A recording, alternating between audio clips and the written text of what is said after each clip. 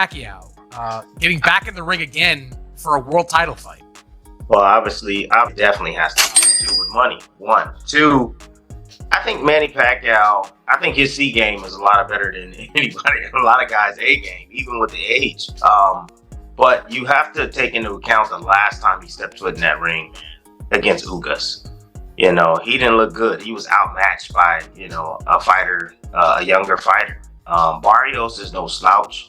Barrios is a young fighter, bigger fighter, knows how to, control distance very well, can punch a little bit. Like, he's no easy task for anybody in the welterweight division. And for Manny to come back after this long and to face a young guy like that is dangerous. And sometimes, these old legends, they got to get beat up several times before they say call. Manny Pacquiao appears ready to take on Mario Barrios, but some boxing professionals aren't convinced it's a wise move. He worked very hard. I remember seeing them train, and he was training super hard. So I know he has the work ethic and everything. I just gotta question a little bit of, because of the age and everything that he's been out of the ring for so long. So that's the only thing that you gotta question. But if he can pull this out, fuck. That's he will pull it off. I told him this morning and the noon. Just like Foreman, and that. Hopkins. Yeah. He already is a legend as it is. This is just cherry on top. What's up, Peter? Hey, Mike. By the way, Mike, you're a big supporter of Manny Pacquiao. I've talked to you about Manny. He's one of your favorites all time. He's coming back now. He was off for 4 years. I've been watching him train every day. He looks like he hasn't missed a beat. He's sharp as could be. I wish him well. Big George, God rest his soul. Was 45 when he won the heavyweight title. Bernard was 43, 44, 45 when he won his third world title. So, there's a miracles can happen. He's focused, he looks fit, and I wish him well. I love him. Wish him the best. Oscar De La Hoya sees Manny Pacquiao's return as a tough challenge, acknowledging that the legendary fighter is no longer the same man who once beat him and other greats, but still hopes Manny has enough left for one last run, warning, just be careful up there. Jesse Rodriguez was more blunt, saying, Pacquiao is too old. He's a legend, but I don't see the point in him returning, though he believes Mario Barrios will prove the power of youth.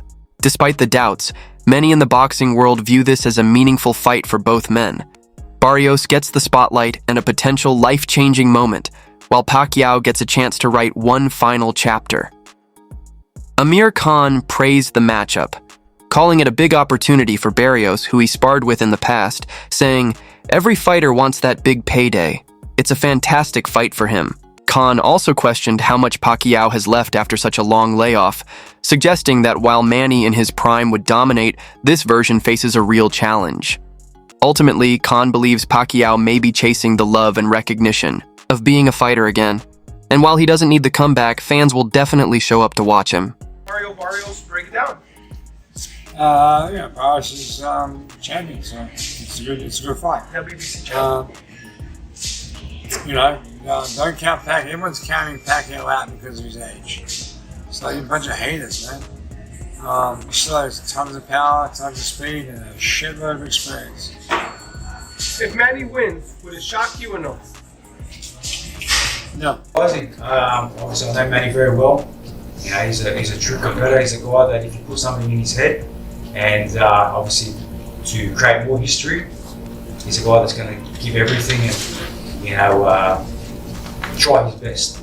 That's what Manny. One thing I always learned with Manny is give 110% and try your best no matter what. So he's going to give it his all. Again, you can't beat Father Time though. Father Time is hard, and it was very hard watching him fight Lucas, and you could see it. And then watching the exhibition he had with the Korean guy or the Japanese guy in last year, it was hard to watch. I know Manny, I know the man that I was sparring. I love that guy. So, but again, he's a legend, and he turns it on. He can still. Gary Peñalosa, a fellow Filipino boxer, is firmly in Manny Pacquiao's corner, expressing confidence that Manny will come fully prepared with the stamina to go 12 rounds, and warning that if Pacquiao lands first, it could be lights out for Barrios, highlighting his power, speed, and fearlessness in the ring. Roy Jones Jr. echoed respect for Pacquiao's determination, noting that just being able to train and potentially go 12 rounds at 46 is an achievement in itself, something many much younger fighters can't manage. He emphasized that boxing is dangerous at any age, pointing to Tyson's health scare before his Jake Paul fight, but praised Manny for choosing to go out doing what he loves. Jose Benavidez Sr., a close friend of Pacquiao, expressed hope for a victory, calling Manny a hero whose comeback could inspire many. While he acknowledges Barrios is a tough, proven fighter who brings action to every bout, Benavidez is excited for what promises to be a thrilling clash, simply saying, "I just want to see what happens." It's just sad that he feels any reason or urge whatsoever. However, on the other hand, fighters fight. It's what they do. Hey, Jim Lampley was gone for 6 years. Was it stupid for him to choose to come back and fall a fight? Was it a risk? Was there a possibility that he could embarrass himself and fall on his face? Are there some viewers and listeners out there who think that's exactly what he did? Sure, that's possible. But I was back doing something I love and I was getting paid for it. So I understand why Manny wants to come back and do something he loves and get paid for it. But it's one thing to talk into a microphone when you've been a few years away and you're a little bit older. It's entirely a different thing to go in and get hit. And he made ungodly, indescribable sums of money.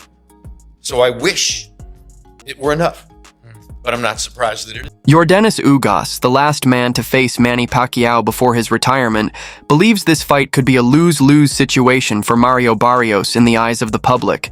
If Barrios wins, critics will say he only beat an old man. If he loses, they'll say he lost to one. Ugas reflected on his own bout with Pacquiao, noting that when they fought, Manny was coming off a major win against the top welterweight in 2019. But this time is different. Pacquiao is returning from a 4-year layoff and a defeat.